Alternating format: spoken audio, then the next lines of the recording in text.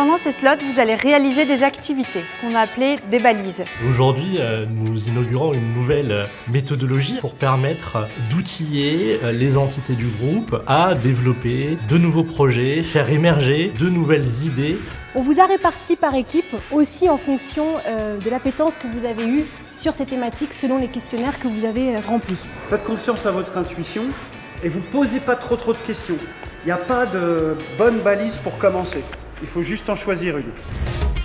C'est une approche complètement expérimentale qui hybride beaucoup de différentes méthodologies. On va leur donner énormément d'autonomie. On va s'arranger pour que leur conduite de projet ne soit pas linéaire et on va mettre en place un environnement et des conditions qui sont extrêmement flexibles pour servir au mieux.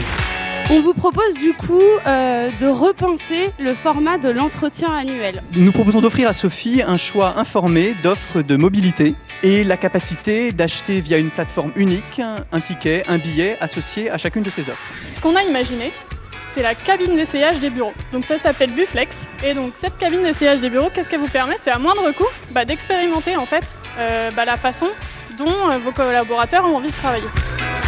L'objectif, c'est que l'ensemble de ces collaborateurs du groupe puissent se saisir de cette méthodologie et aller le déployer au sein de leurs entités, au sein de leurs projets, au sein de leur pratique de l'idéation, de la créativité.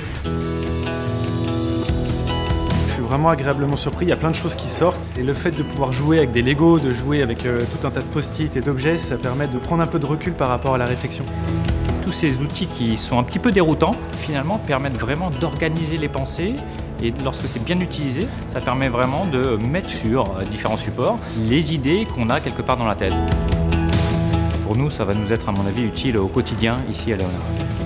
Ça donne des éclairages différents, ça nous pousse à avoir un regard et des lunettes différentes. Et donc on est assez libre finalement dans la façon dont on opère et dont on définit à la fois notre projet et la façon dont on va le faire aboutir, on va le faire avancer dans la journée.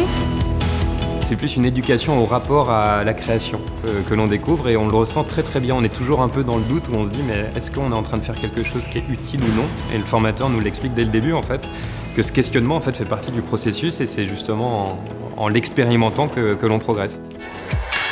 Il faut lâcher prise. Ne pas être strictement polarisé sur sa solution. L'art du parcours, c'est être en déséquilibre et en mouvement permanent. Et l'erreur, ça fait partie du jeu et ça apporte énormément.